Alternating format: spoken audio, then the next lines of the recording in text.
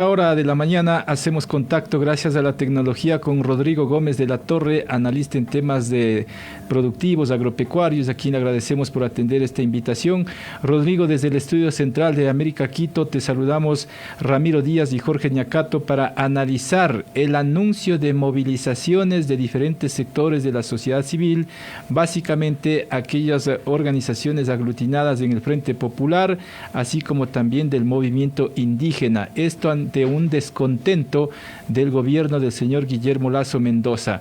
La pregunta inicial en este contexto, Rodrigo, es ¿cuánto afecta a la economía nacional, a la producción nacional, este tipo de anuncios? Porque ahora estamos hablando de anuncios principalmente. Por favor, Rodrigo, buenos días. Muy buenos días, Jorge. Buenos días, Ramiro. Buenos días a todos quienes nos siguen a través de las redes sociales o a través de la radio. A ver, yo me pregunto cuando el Frente Popular anuncia movilizaciones y solamente tomemos la movilización 100% pacífica que sale de la Caja del Seguro y termina en la plazoleta de Santo Domingo. Toda la calle Guayaquil y las calles aledañas se ven obligadas a cerrar los negocios porque nadie les va a comprar.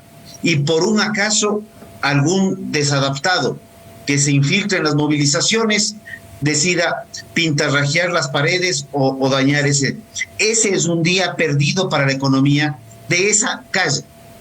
Cuando estamos hablando de las movilizaciones que se han autodenominado pacíficas, como las de octubre del 19, como las de junio del 22, la sumatoria de pérdidas en la economía llega prácticamente a los 2.000 millones de dólares.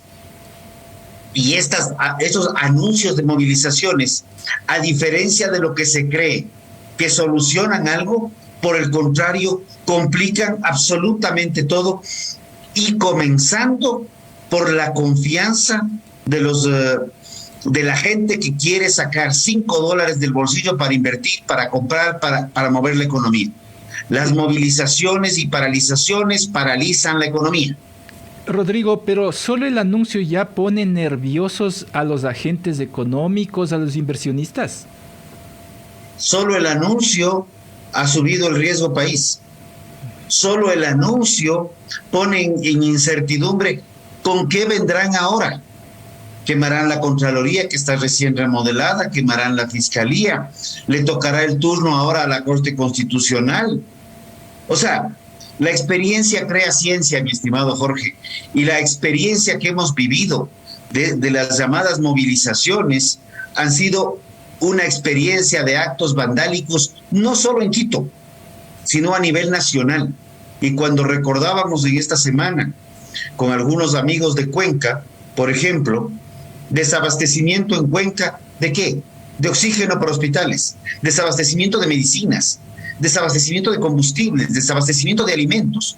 Entonces, todo este tipo de cosas atenta contra los derechos fundamentales de los ciudadanos y por ende se convierten en delitos. Son delitos que deben ser tipificados y deben ser sancionados.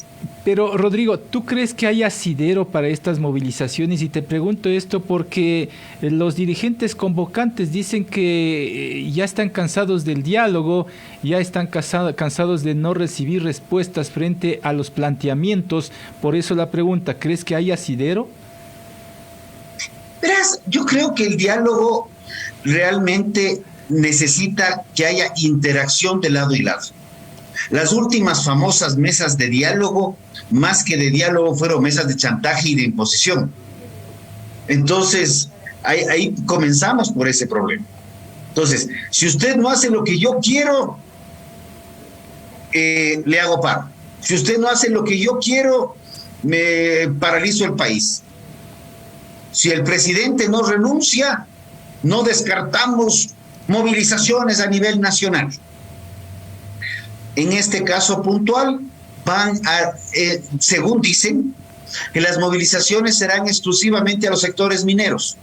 La minería formal, la minería legal, ha suscrito contratos con el gobierno del Ecuador, tiene concesiones validadas por la ley y está sustentada en acuerdos internacionales también, y arbitrajes internacionales.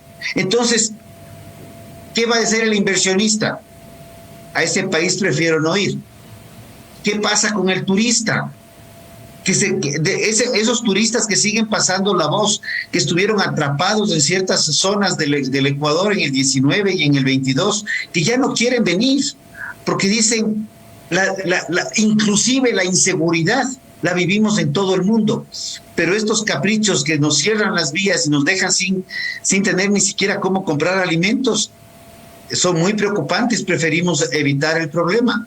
Rodrigo, pero la pregunta también es qué nivel de responsabilidad tiene el mismo gobernante o el gobierno central, porque no hay que desconocer también que hay problemas en el sector salud, en el sector inseguridad en el país, además de educación y otros sectores, Rodrigo. Problemas hay, y más grave, problemas van a seguir habiendo. Pero si a esos problemas, si tú tienes un problema con tu casa que está comenzando a incendiarse, y para solucionar el problema, solucionar entre comillas, le lanzas gasolina, terminas de complicarla toda.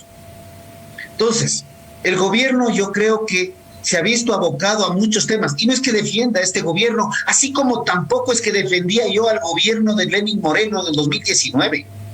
Por el contrario, cuando se hablaba en ese momento del paro, y en varios medios de comunicación estuve peleándola fuertemente para que se entre en procesos de diálogo y razón.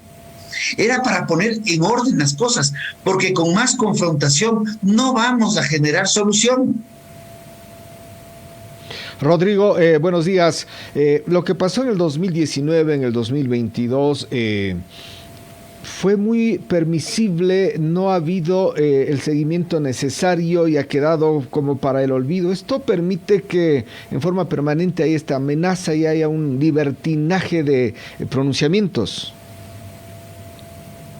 A ver, yo ahora tenemos que hablar más en castizo y en criollo. ¿De qué han servido las movilizaciones coordinadas y articuladas desde CONAIE para el movimiento indígena y campesino? ¿Han generado riqueza, han generado soluciones o han generado más pobreza y más rompimiento social? Esa es la pregunta que yo les dejo. Pero sí les puedo decir que todas estas manifestaciones, movilizaciones y demás, casualmente coinciden con momentos políticos en los cuales la Asamblea también quiere ver cómo desestabiliza el país. Esto no tiene tintes de beneficio social. Dejemos de taparnos del sol, querer tapar el sol con un dedo, y más aún un sol como el tan fuerte. Hasta el Cotopaxi está de luto en este momento, viendo cómo el Ecuador, los ecuatorianos quieren complicarle más la vida al país. Hasta el Cotopaxi está de luto. Ustedes tienen vista directa. La situación es real. Aquí hay una articulación de una conspiración política. Conspiración política. Tú hablas para de golpe, hacerse del poder a toda costa. ¿Tú hablas de un golpe de Estado, Rodrigo? Se lo ha intentado por 3 ocasiones.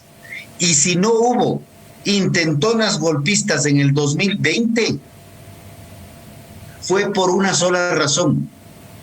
Porque el bicho, el famoso COVID, nos ocupó en otras actividades. Porque la agenda golpista de octubre del 19 iba a subirse en el 2020. Y lo que pasó es que no hubo cómo, porque estábamos todos paralizados. En el 21 ya nos cayeron las elecciones, y así como, curiosamente, no nos olvidemos, había uno que decía prohibido olvidar, y siempre es bueno recordar.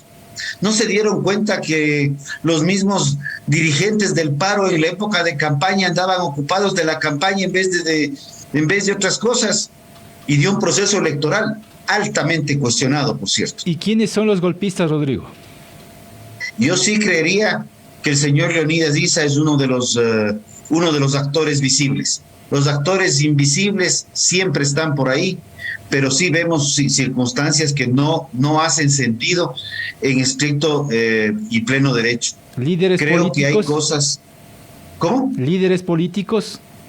Siempre va a haber algún líder político tratando de ver cómo pesca río revuelto. de varias instancias. Creo que en ese aspecto, más allá de una amistad o no, creo que la posición que ha adoptado el ministro Cucalón, el nuevo ministro de Gobierno, ha sido la más adecuada y la más acertada. Está dando la cara y está dando la cara con frases concretas, claras y precisas. Ahora, aquí el Ecuador necesita que no caiga en lo que está pasando con Perú, y ahora con un ejemplo. No caiga en lo que está pasando ahora con Perú. Lo que el Ecuador requiere es caer en lo que pasó hace 25 años con Perú.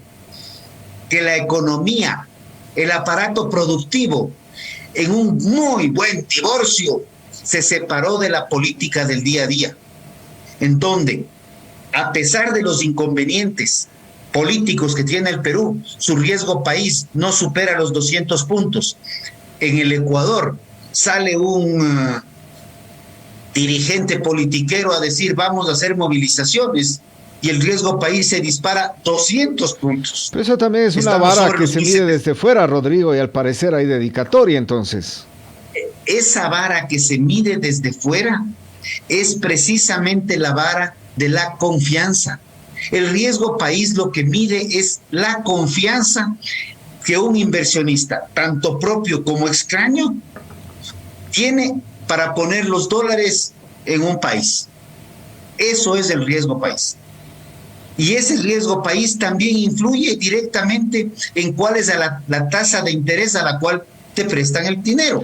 Pero ahora, entonces, estamos en esto. Dada la situación, al parecer entonces sería inminente movilizaciones, se ha perdido la capacidad de diálogo, la credibilidad.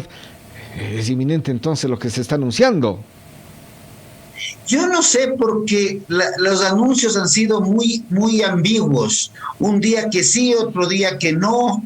Parece que no hay el escenario suficiente. Le quisieron echar la culpa al presidente de la muerte del indígena, la cual lamentamos profundamente, el dirigente Cofán, y la misma familia del dirigente Cofán salió a aclarar que no tiene nada que ver lo uno con lo otro. El movimiento indígena y campesino de Cotopaxi también ha salido a dar declaraciones aclarando que las movilizaciones no son a nivel nacional, sino exclusivamente para las zonas mineras. Pero veamos cuánto ha movido y cuánto ha aportado la minería en los últimos 2 años al Ecuador. Rodrigo, son varios miles de millones. Tú, con la experiencia en el agro, ¿cuánto diariamente se puede perder en el agro económicamente hablando con movilizaciones? Económicamente es muy difícil decírtelo, porque hay mucha información que no se dispone del agro, lamentablemente. Pero el momento que tú tienes la leche estancada, y poco se cuenta cuando hay que botar la leche, como sea. Y recuerdo una entrevista en junio del 22, cuando un dirigente campesino de Cayambe, en plena radio, con infidencia y todo, en Radio La Poderosa, nos decía: sabemos que vamos a botar la leche, sabemos que podemos perder las habas porque no vamos a poder cosechar en tierno, pero no importa, estamos dispuestos a perder. Y por otro lado, tienes la otra parte, ¿no? Que te dicen que si no salen al paro son 20 o 50 dólares o el retiro del agua para el indigenado, básicamente. Y también ahí cae el campesinado, porque son dos grupos distintos, si queremos verlo por ese lado. Pero al final del día, cuando no salen los productos del agro, pierde el agricultor, también pierde el intermediario, pierde el comerciante, pierde la industria, pierde el ciudadano a quien le toca pagar, y recordemos las cubetas de huevos de 10 dólares en lugar de 3. Pierde el ciudadano, el tomate, la cebolla, la leche. No es posible que vivamos solamente de amenazas y de confrontaciones cuando el ciudadano es el que más pierde. No, el Ecuador no puede seguir de tumbo en tumbo. O nos ponemos a dialogar en serio, en donde las dos partes ceden, o directamente tendremos que buscar medidas de otra índole, reconociendo que hay ciertas acciones que vienen con los paros que son delitos. El cierre de vías, el bloqueo de medicinas, el bloqueo de alimentos, el bloqueo de oxígeno para hospitales es delito.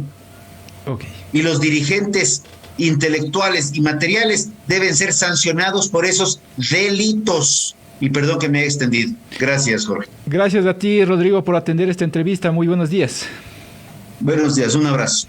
Gracias a nuestro invitado Rodrigo Gómez de la Torre, analista de temas agrícolas, agropecuarios en la producción. Son las 7:43. En Buenos Días, América, los protagonistas de la noticia.